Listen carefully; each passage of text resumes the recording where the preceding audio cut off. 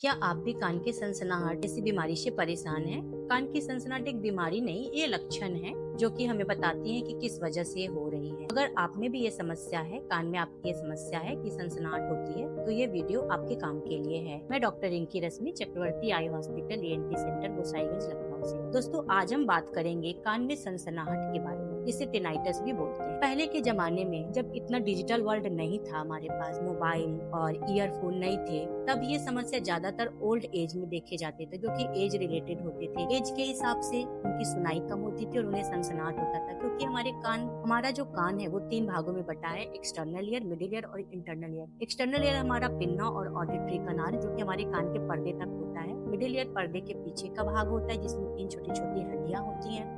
और internal ear जो होता है वो हमारा कान की सुनने की नस और संतुलन के लिए का काम करता है, जो हमें उसमें मदद करता है। इनमें से कोई भी परेशानी जब इंटरनल ईयर या मिडिल ईयर में होने लगती है, तो टिनाइटस से हम परेशान होने लगते हैं। ओल्ड एज में ज्यादातर ये एज की वजह से उनकी जो नस होती है, उसमें हेयर सेल्स जो होते हैं इंटरनल ईयर में, वो डैमेज होने लगती है। तो जो हमारे ओल्ड एज के पेशेंट होते हैं, उनको सुनने में परेशानी होती है और सनसनाहट होती है। छोटे बच्चों में सनसनाहट के क्या कारण हो सकते हैं? छोटे बच्चों में सनसनाहट के कारण हो सकते हैं: इम्पैक्टेड वैक्स हो सकता है, जिसकी वजह से कान में उनको आवाज आ सकती है। कोई फॉरेन बॉडी है अननोटिस्ड, जो बहुत दिनों से पड़ा है, उसे पता ही नहीं है, उसकी वजह से भी सनसनाहट हो सकती है। मिडिल ईयर में ज्यादातर हमारा फ्लूइड कलेक्शन हो गया पर्दे के पीछे, सीरस ओटाइटिस मीडिया है या पस है, उसमें भी कंप्लेन करते हैं पेशेंट की सनसनाहट हो रही है। कभी कभी डिस्चार्जिंग ईयर में भी पेशेंट कंप्लेन करते हैं कि डॉक्टर साहब, मेरे कान में बहुत झंझनाहट और सनसनाहट हो रही है, झिंगुर की आवाज है, हेलीकॉप्टर की आवाज है। सनसनाहट की आवाज कुछ भी हो सकती है। ये ऐसी आवाज है जो ज्यादातर पेशेंट सुन पाते हैं और वो काफी परेशान होते हैं। हम आज ये जानेंगे कि हम इसको कैसे समझें और हमें डॉक्टर से कब दिखाना है, हमें क्या क्या प्रिकॉशन लेना चाहिए। आपके कान में अगर सनसनाहट हो रहा है, कंटिन्यूअस हो रहा है, जो कि रुक नहीं रहा है लगातार, और रात के समय में ये ज्यादातर सन्नाटे में बढ़ जाता है, तो आप किसी ENT डॉक्टर को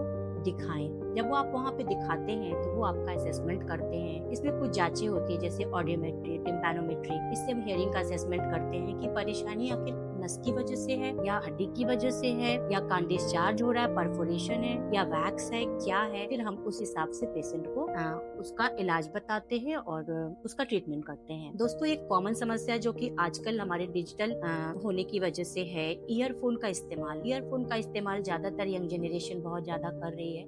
ओल्ड एज वाले तो उतना नहीं करते, और छोटे बच्चों तो मोबाइल इस्तेमाल करते हैं, लेकिन हेडफोन से हम और ईयरफोन से तो बचा ले जाते हैं। लेकिन जो यंग जनरेशन है, कहीं ना कहीं से वो इससे हैम्पर होते हैं। तो दोस्तों, मैं ये नहीं कह रही हूँ कि आपको ईयरफोन या हेडफोन लगाना ही नहीं है। इससे हम पूरी तरह से कहा जाए कि आप 100% ईयरफोन या हेडफोन ना लगाएं, तो ये गलत होगा, क्योंकि इससे बचा नहीं जा सकता। क्योंकि हम कैसे, अगर इसका इस्तेमाल नहीं करेंगे तो हमारी इतनी सारी जरूरतें होती है, वो नहीं हो पाएंगी। बस हमें कुछ सावधानियां रखनी है कि हमारा काम भी हो जाए और हम इससे परेशान भी नहीं। ईयरफोन और हेडफोन अगर आप खरीदते हैं मार्केट से, तो हमें ध्यान देना चाहिए कि वो अच्छी क्वालिटी का होना चाहिए। हमें ये भी कोशिश करनी चाहिए कि हम ईयरफोन लगाने से बचें, क्योंकि ईयरफोन डायरेक्ट कनाल में लगता है और टिम्पैनिक मेम्ब्रेन के पास बिल्कुल पहुंच जाता है, जिससे वॉल्यूम बहुत ज्यादा तेज हमारे पर्दे से होते हुए इंटरनल ईयर तक, मिडिल ईयर के थ्रू चला जाता है। हेडफोन लगाने से हमारा जो कान है वो एक तो मास्क हो जाता है, बाहर का एक्सटर्नल साउंड कट हो जाता है, वो कान को बाहर कवर करता है, तो साउंड हमारा धीरे धीरे अंदर जाता है, वो तुरंत डायरेक्ट पर्दे पे इम्पैक्ट नहीं करता है। तो ईयरफोन और हेडफोन में देखा जाए तो हेडफोन हमारे लिए ज्यादा अच्छा है, और ईयरफोन अगर हम ले रहे हैं तो हमें उसकी क्वालिटी का ध्यान देना चाहिए कि वो अच्छी क्वालिटी का हो, उसके बड्स जो हो वो सॉफ्ट हो, हमें फ्रीक्वेंसी उसकी कम रखनी चाहिए, साउंड कम रखना चाहिए, और जिससे बहुत तेज वॉल्यूम पे हम ना सुने। हमें मास्कर भी लगाना चाहिए ताकि एक्सटर्नल साउंड जो है वो कट हो जाए हम जब ईयरफोन इस्तेमाल करें तो, और हमें जो सुनना है हम बस उसी साउंड को सुन सके और एक्सटर्नल साउंड हमारे कान में ना जाए। ये हम कर सकते हैं।